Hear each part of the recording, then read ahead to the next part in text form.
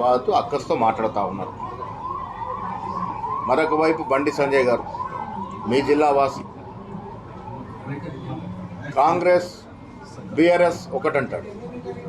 సంజయ్ గారు తెలుసుకోవాల్సింది 10 ఏళ్ళు కేంద్రంలో మోడీ ప్రభుత్వానికి బీఆర్ఎస్ పార్లమెంట్ సభ్యులు అన్నిట్లో సహకారం చేసిన విషయం మర్చిపోయినారేమో. ఆ 10 ఏళ్లలో రాష్ట్రపతి ఎన్నిక, ఉపరాష్ట్రపతి ఎన్నిక, పార్లమెంట్ స్పీకర్ ఎన్నిక, డిప్యూటీ స్పీకర్ ఎన్నిక, ట్రిపుల్ తలాక్ బిల్లు, ఆఖరికి రైతు వ్యతిరేక చట్టాలకు కూడా బీఆర్ఎస్ ఎంపీస్ మీకు ఓటేసినారు. మీరు లోపాయిక ఒప్పందం నుండి పనిచేసినారు, చీకటి సంసారం చేసినారు.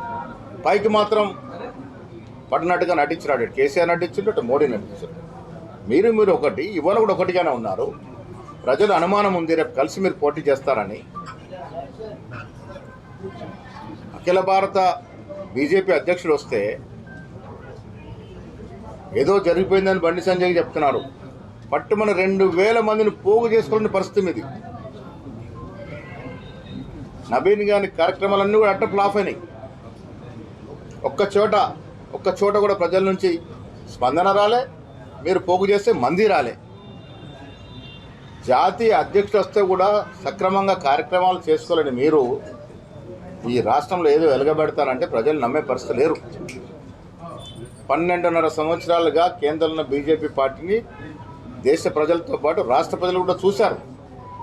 ఏ సామాన్యుడికి ఏం ఒరగబెట్టారు మీరు? ఏ సామాన్యుడికి ఉద్యోగం ఇచ్చారు? 2 కోట్ల ఉద్యోగాలను 2 ఉద్యోగాలు ఇచ్చారు. ఉన్న ఉద్యోగాలు బీకేశారు.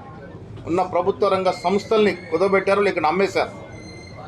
ఇలా డీజిల్ ధర, పెట్రోల్ ధర, కరీంనగర్లో ఒక సామాన్యుడు పెట్రోల్ బంకులు వెళ్ళి సైకిల్ మోటార్లో పెట్రోల్ పోసుకోవాలంటే వారి పరిస్థితి ఏముంది? మన్మోహన్ సింగ్ సమయంలో ఇంటర్నేషనల్ మార్కెట్లో క్రూడ్ ఆయిల్ ధర గ్యాలన్కి $158 ఉండే. ఇలా $50 పడిపోయింది. మీరు మాత్రం పెట్రోల్ డీజిల్ ధరలు పెంచేశారు. కూరగాయల ధరలు ఏమున్నాయి? నిత్యావసర సరుకుల ధరలు ఏమున్నాయి? ఏ సామాన్యుడికి లాభం జరిగింది? అదాని అంబానీని పెంచి పోషించడం తప్ప, సంపన్నులను మరింత సంపన్నులు చేయడం తప్ప మోడీ గారు ఏమైనా ఘనత సాధించినా బండి సంజయ్ గారు చెప్పాలి. ఏది చేయకుండా మతాలు, కులాల మధ్య చిచ్చుపెట్టి ఎప్పటికప్పుడు గెలవాలని ప్రయత్నం చేసే మీకు తెలంగాణలో నూకలు చెల్లినయి. దేవుడి పేరు చెప్పి ఇంకా ప్రజల్ని మోసం చేస్తారంటే ప్రజలు నమ్మే పరిస్థితి లేరు. ఇలా ప్రజలు అడుగుతున్నారు, ఏ పార్టీ మాకేమిచ్చిందని, ఏ పార్టీ పేద ప్రజలకు ఏం చేసిందని, మా జీవన పరిణామాలు ఏమైనా పెరిగినాయని అడుగుతూ ఉన్నారు. అది మీ వల్ల కాలే. 12.5 సంవత్సరం మీ వల్ల కాలే. 3 సార్లు కూడా దేవుడి పేరు మీద ఓట్లు అడిగారు. ఇక చెల్లిపోయింది. దేవుడి పేర్లో ఓట్లు అడుగుతూ కూడా ఓట్లు రాలే పరిస్థితి లేదు. ప్రజలు చూస్తూ ఉన్నారు, ప్రజలు గ్రహిస్తూ ఉన్నారు. ఎవరు మా కోసం పనిచేస్తూ ఉన్నారు, ఎవరి వల్ల మా జీవితాలు బాగుపడుతున్నాయని ప్రజలు గ్రహిస్తూ ఉన్నారు. ఇలా ఈ రాష్ట్రంలో కాంగ్రెస్ పార్టీ పేద ప్రజల అభ్యున్నతి ధ్యేయంగా పనిచేస్తూ ఉంది.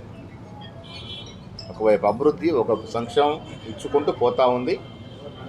కరీంనగర్ గడ్డ మీద చెప్తా ఉన్న ఈ రాష్ట్రంలో జరిగినట్టు ఎన్నికలు, సర్పంచ్ ఎన్నికలు చూసాం, మున్సిపల్ ఎన్నికలు చూసాం. రాష్ట్రంలో మెజారిటీ కాంగ్రెస్ వైపు వచ్చినారు.